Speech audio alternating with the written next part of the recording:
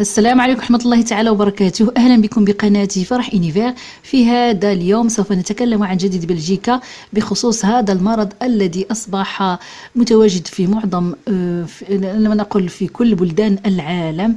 سوف نتكلم الجديد في بلجيكا اليوم 16 من شهر أبريل، يعني يوم الخميس. أعلن الناطق باسم الصحة العامة هنا ببلجيكا أن الحالات الجديدة التي أصيبت بهذا المرض ببلجيكا خلال 24 ساعة الماضية فقد وصلت 1236 حالة جديدة، من بينها 834 حالة بالمنطقة الفلامانية أي بنسبة 67%، 329 حالة بالمنطقة الوالونية أي بنسبة 27%، و64 حالة بمنطقة بروكسل أي بنسبة 5%.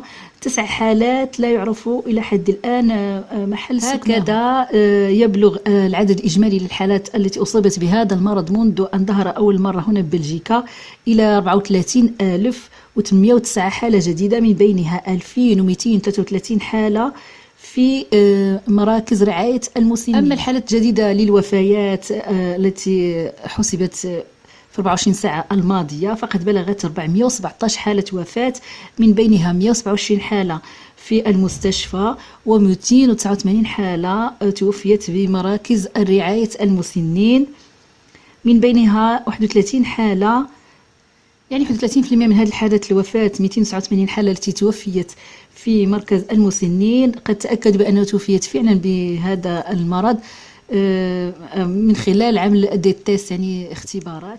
هكذا يكون العدد الإجمالي للوفيات إلى حد الآن ببلجيكا 4857 حالة وفاة. يعني كما قلت الحالات العامة التي أصيبت بالمرض منذ البداية إلى الآن هي 34,809 حالة أعلن عنها إلى حد الآن، من بينها 20,500 حالة يعني بنسبة 59% في المنطقة الفلامانية، 10,328 حالة أي بنسبة 30% في المنطقة الوالونية، لتأتي بعدهم 3,468 حالة أي 10% في منطقة بروكسل.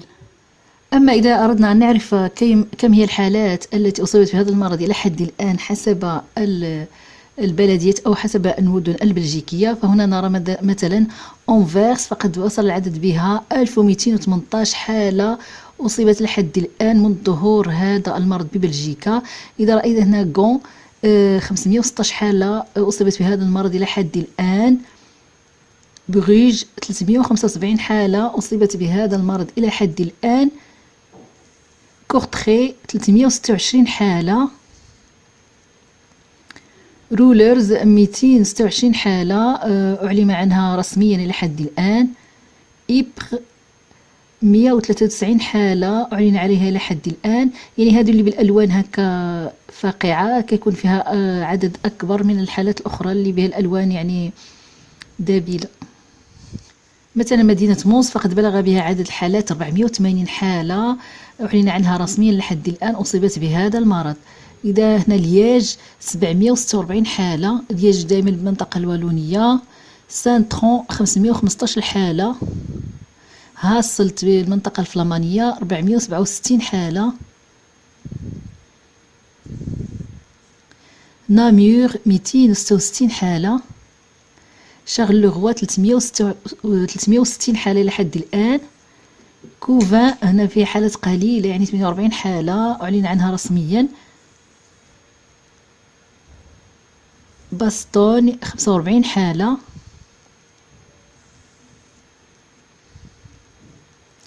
غوني في المنطقة الفلامانية وصل العدد بها 177 حالة.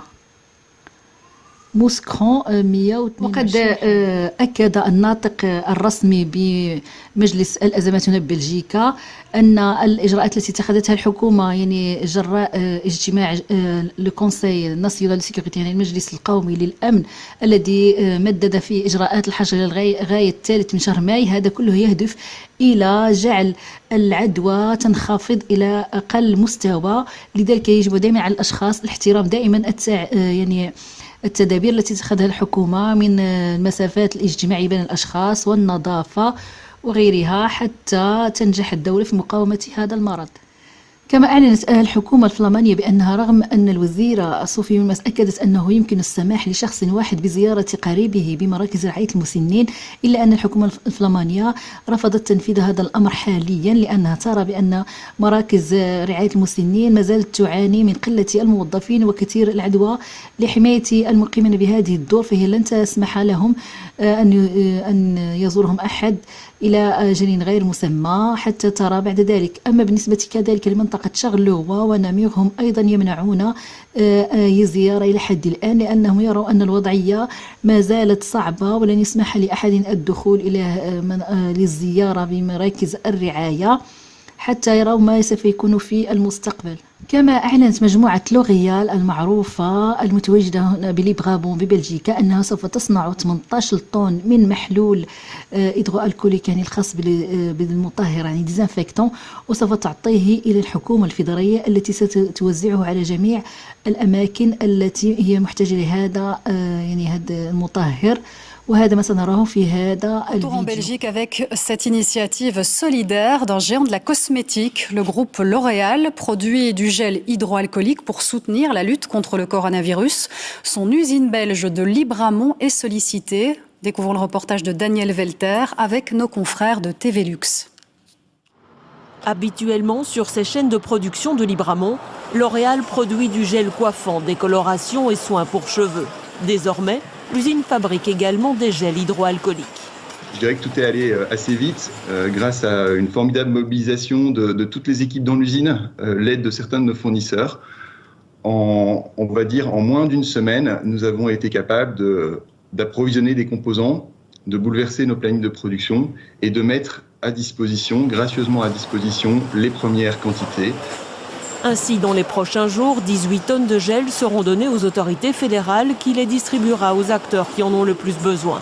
En attendant, la zone de secours de Libramont a déjà pu bénéficier des premiers lots produits. C'est plusieurs centaines de litres qui nous ont été offerts et donc qui nous ont permis d'alimenter toutes les maisons de repos, les maisons de soins, les maisons médicales, les infirmières à domicile, enfin presque tous les métiers des soins de santé. Si on n'avait pas eu ce don très régulier en début de crise, puisqu'ils nous ont alimentés semaine après semaine, c'est clair qu'il y avait une pénurie de gel et donc que ça aurait été un problème supplémentaire au niveau de la crise. La production de gel ne se limite pas à la Belgique, elle s'inscrit dans un plan européen de 3000 tonnes. كما أعلنت منطقة بروكسل بأنها سوف تمنح جميع الشركات يعني الصورة التي تعاني لم تغلق أبوابها إلى حد الآن جراء هذه الأزمة، سوف تعطيها 2000 أورو لمساعدتها إذا كانت يعني مردودية العمل بالنسبة لها ضعيفة بسبب هذا المرض. وقد أكدت الهيئة التنفيذية المسلمة بلجيكا هنا ببلجيكا يعني ليكزيكتيف دي ميزيلمون أون بلجيك أن بما أن حلول رمضان سوف يكون في يوم 24 أبريل أو 25 أبريل، فهو يمكن بالنسبة للأشخاص الذين يشتغلون مثلا كأطباء أو ممرضين أو يشتغلون في مراكز رعاية المسنين في مواجهة هذا المرض ويشتغلون يعني ساعات كثيرة تكون متعبة، إذا لم يستطيعوا الصيام فهم لهم عذر لذلك بأن لا يصوموا ويصوموا يعني شهر آخر كبديل لشهر رمضان الحالي، لأنه يجدون أنفسهم يعني في عمل مستمر يتعبهم ولا يستطيعون الصيام بسببه. كما أكدت الهيئة التنفيذية المسلمة بلجيكا أن على السجناء بما أنهم لن يتوصلوا في الوقت المناسب للإفطار بالأكل لأن هناك العاملين بالسجون البلجيكية قد قل بسبب هذا المرض، فيمكنهم أيضا أن لا يصوموا هذا الشهر في هذا الوقت ويمكن صيامه بعد ذلك حتى تنجلي هذه الأمور ويصبح الأمر أحسن بالنسبة لهم، لأنه أيضا أمام هذا المرض هناك قلة الموظفين بالسجون ولن توزع عليهم يعني الإفطار في الوقت المناسب كما كان يعمل به سابقا. بالنسبة للقاح ضد هذا المرض فقد أعلنت المفوضية الأوروبية الكوميسيون أوروبيان بأنهم يعملون كل جهدهم لإيجاد هذا اللقاح في أقرب وقت مع المشاركة مع جميع أعضاء الاتحاد الأوروبي وكذلك يعني النقاش والمشاركة مع منظمة الصحة العالمية، فكلهم يعملون مجهودهم لإيجاد اللقاح في أقرب وقت حتى تتجنب أن تعود هذا المرض مرة أخرى، ولأن له نتائج وخيمة إلى حد الآن. لم يستطع أيضا لأن له نتائج وخيمة كما نرى الآن، سواء على صحة الإنسان أو على الوضع الاقتصادي. هذا ما سنراه في هذا الفيديو. Trouver un vaccin pour éradiquer le coronavirus, c'est la priorité fixée par la Commission européenne. Sa présidente Ursula von der Leyen a présenté ce mercredi sa feuille de route. Elle défend une réponse coordonnée pour sortir de cette crise et cela commence par la recherche et le financement d'un vaccin, notre meilleure chance collective de vaincre le virus, a-t-elle insisté. J'ai décidé, dit-elle, d'accueillir le 4 mai une conférence des donateurs. Cela permettra de combler les déficits immédiats de financement afin de trouver des solutions innovantes et équitables. Nous avons commencé les préparatifs en coordination avec des organisations renommées. Cela se fera évidemment en étroite coordination avec l'OMS et j'espère que les pays et les organisations du monde entier répondront à cet appel. Ursula von der Leyen s'est aussi exprimée sur les conséquences de cette crise sur le budget européen. Le nouveau budget européen sur la période 2021-2027 sera très différent des précédents, dit-elle, car il devra répondre d'abord à la crise du coronavirus.